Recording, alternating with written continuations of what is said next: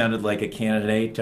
Saturday night, we were at the Heritage Hall of Fame dinner, and former U.S. Attorney Peter Nerona was there. Another one. And you know, it Yeah. was funny about former U.S. Attorney Peter Nerona. He seemed to have misplaced his seat because he went from table to table to table looking for his seat. It's a sure sign that it's silly season, isn't it? Yeah. It's a sure sign.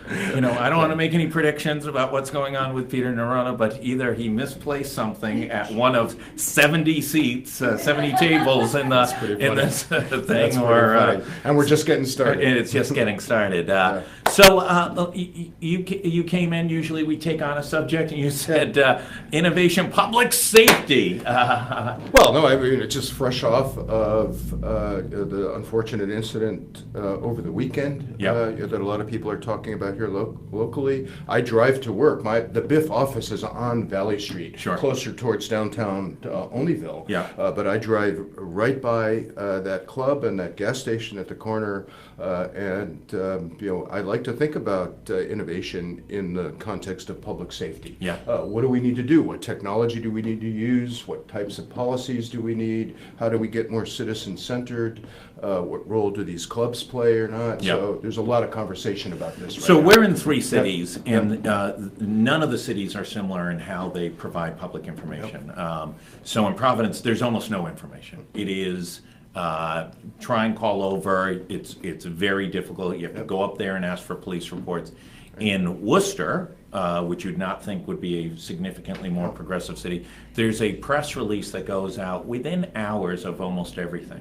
Go to Portland, Oregon, when a crime begins, a press message goes out, photos go out, and they track the incident all the way across, functionally on a real-time basis.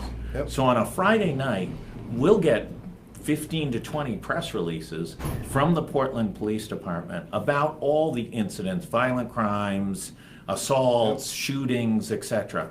And you just wonder, why can't a city like Providence take on some of these better practices to be able to keep people informed? The truth is, we did hear, here in the city of Providence, Dean Esserman, when he was chief of police here, I know there's a lot of controversy around him, right? But the truth is, he was really an innovator. He really moved towards community-based policing. Let's go from a centralized model, where all the information comes into one central place, and then we dispatch somebody to the crime scene. That's old school. Right. New school is... Well, he comes out of that Bratton process, right? Which is where he learned it from Bill Bratton. And let's put the information systems and tools in place to get out into the community, understand, what's going on in the local community, where people would actually know who their local beat cop is. Right. I don't know. Well, and also you can almost predict where crime is going to happen. If you have all the data for 3 years, you know where the hot spots are, and why deploy. Why send a police car roving around Swan Point Cemetery on a route when you know that at certain blocks and certain areas at certain times, crime is more likely to take place. But you know what the most important thing to do is here? It's one thing within the public safety organizations to be able to collect all the information, and then you're right about making it transparent so we can look at it. The bigger win here is when you can combine information sources, not just in the public sector, but where they are in the private sector. If you can get people to share information, right, and track information on social media and see what's happening, you can get a much better picture of crime before it happens. Things that are happening, where crowds are organized. Right. So this isn't just about the information system for the police force.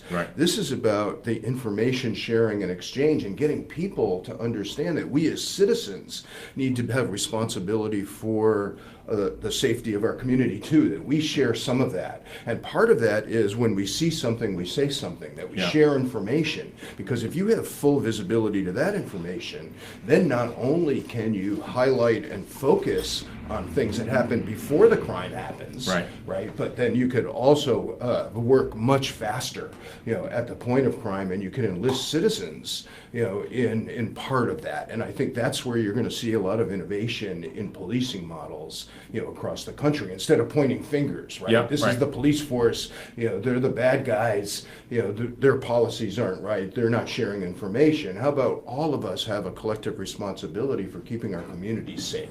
So Well, our kids can go out and play, and can go to school, and can go out, right? So isn't the model, there's a woman on the east side of Providence who Yes. collects everybody's Yes.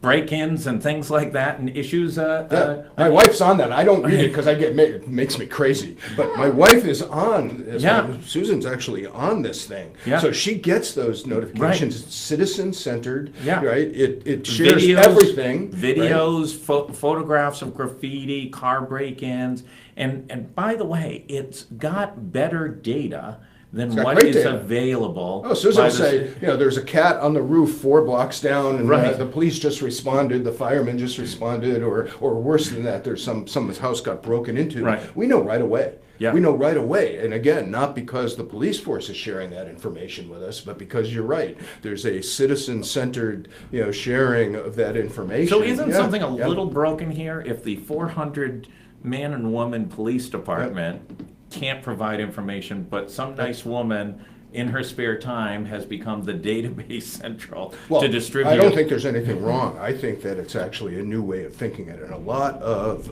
citizen-centered innovation happens this way. Yeah. That if you think the police force itself is Right, going to right, ever right, have right. enough information, Yeah. right? Dean used to tell me this, right? The real information is sitting out in the private sector with citizens. Yeah. The question is, how do you get at that? How do you build apps that allow us to share that information across the police force and us? And most importantly, how do you get people that are close in around crime centers, Yep. right? Where gangs are forming and acting, and how do you get people to share information because we need safer communities? And Absolutely. until we break through that, right, it's always going to be a reactive, coming in once the crime's occurred, and we've got to get much earlier than that in order to fix this. So there's some best practices that have been developed. How do you jumpstart these cultures? I mean, I think the big knock against the relationship, we've got the Community Safety Act and chaos right now in the city of Providence.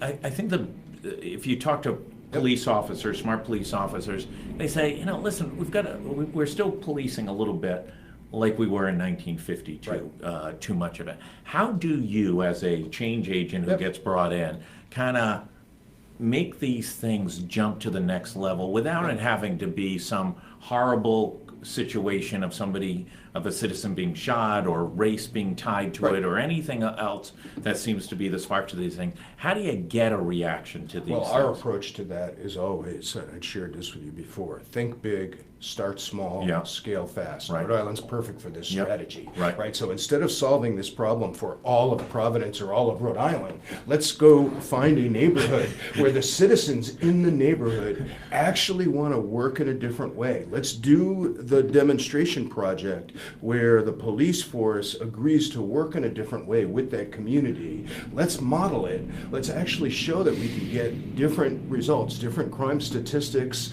catching things before they happen. And once we have that, let's shine a big storytelling spotlight on it and say, okay, now what would that look like if we did that for all of Providence or all of Rhode Island? So if Rhode Island's the test lab for the United States, is Central Falls going to be the petri dish for all Could be. innovation in the entire? Doesn't have to just be Central Falls, but 1 square mile is not a bad place to start. And it's certainly got challenges. There's certainly motivation to try to work on them. The key here is not working on them with tweaks. Yeah. It's literally setting up the conditions to do something much bolder Yeah. and getting permission Yeah. and use technology in a more disruptive way to say we can make it not a little bit better, we can make it a lot better, but it has to work in a very different way. That's what innovation is all about, a better way to deliver value in the real world, right? And it's okay to think really big about that and bold, but it's okay to start small. And then once we've figured out that we have a model that can work, now we want to scale fast. Right. So Central Falls is a great place to start that. It's not the only place. We can look at lots of different communities here, right? But whether you're talking about problems in education, problems in healthcare, or problems in government, the idea of fixing it for everybody right away, like a big bang approach, Yeah.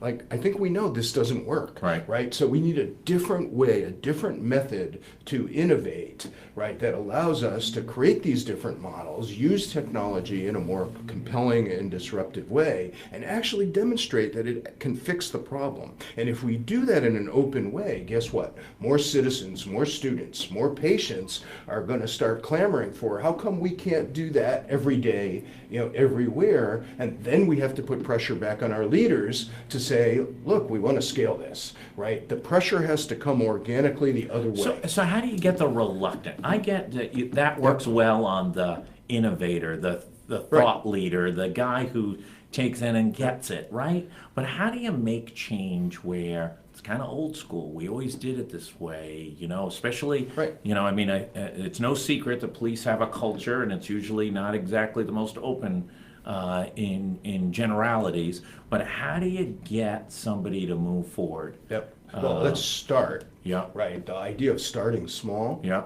Right. Let's find the willing. Yeah. So before I get to changing the unwilling. So it's a conversation with all the Police Chiefs Association. And show me a police force here in Rhode Island that has a leader that's willing to be bolder, willing to try something, that could be partnered with the state agency, with the technology. Guess what? If we did that as a state in lots of different challenge areas, all the big national technology players would be in here. Knocking on our doors, offering money and resources. They want to be part of those early projects. We should be positioning Rhode Island as that place on real challenges. So whether it's public safety, that's a great one. And so if you said to me, the chief of police here in Providence was really open to that, and I happen to think he is, because he said that to me, right? Maybe we can do something in one of the neighborhoods or one of the precincts in Providence. But if he isn't, in your case, let's go find another police chief that is, right? That's where I want to start, right? Because I believe the best path to doing things that are transformational is to actually demonstrate that there's a better way that solves the problem that costs the same or less money than what we're spending today. And it just requires us to play with the parts, to reconfigure them. We don't even have to invent anything new. We've got tons of technology. The problem is humans and the organizations that we live in are very stubborn and are very leery of change. But here's the good news. A growing number of people realize that we can't get there that way. So there are more and more places to go find those leaders that are willing to try it a different way, whether they're running a college and university, or they're running a hospital or a clinic, or they're running a police force, or they're running a library. It doesn't matter. My question is, what's next? Not just the tweak, right, to what's now, but how do we get better at designing and prototyping and testing what's next? I'm going to change subject just for 1 second. I know we're running late, based on the lineup. But, it's interesting. We talked about it a little before we started a show. The Libertarians took over Go Locals. Don't drag me into that, my friend. On Friday night from 6 to 9. And Pat Ford, who heads it up, was here. I went to dinner. I check in after dinner and look at the numbers. The numbers were just fairly insane for such a thing, of about 5,000 views on a Friday night between 6 and 9. And, and that was on Facebook Live alone. That wasn't counting our traffic on our site. Is Facebook really becoming, we talk a lot about Uber, but is Facebook really becoming, the meeting place of America now? Is it pushing out almost so many other forms of conversation and discussion, and is it just going to completely take over? Because it doesn't seem to be slowing in any way, shape, or form. Well, they're the gorilla in the room. They're not the only one in the room, but they certainly are the gorilla in the middle of the room, right? And what they enable is they enable us to self-organize and to bring people that want to have a conversation. The problem I have is it's much easier to get people who want to talk to what I call the usual suspects, people who believe exactly what I believe in, right? So it doesn't surprise me. The libertarians get together, they get huge numbers of other libertarians, but think that people that don't believe in that are listening to that to learn from them? I don't think so, right? It's just the usual suspects. I think we have to use use the same technology, right, to get the unusual suspects. We call it random collisions of unusual suspects, or making a ruckus.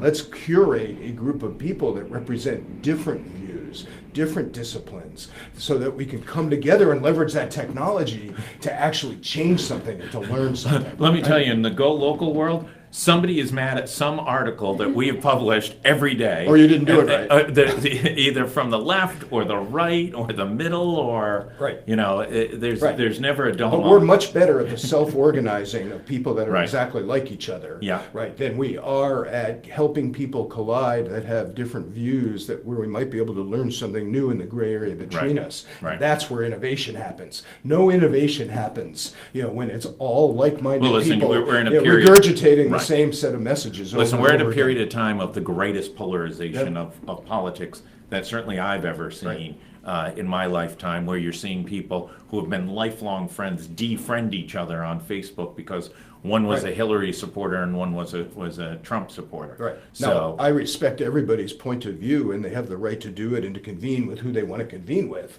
but we're not going to innovate that way. Yeah, And that's right. in my point of view, we're not going to improve our society that way, because we're just going to stay at loggerheads to each other with polarized views, just talking past each other. I think we got to get more to, let's bring different views together with people that are flexible enough to Right. say, maybe we could be exploring a different way here, that borrows from each of our views or borrows from each of our capability sets, right, outside of these silos. And that's what innovators do. Right.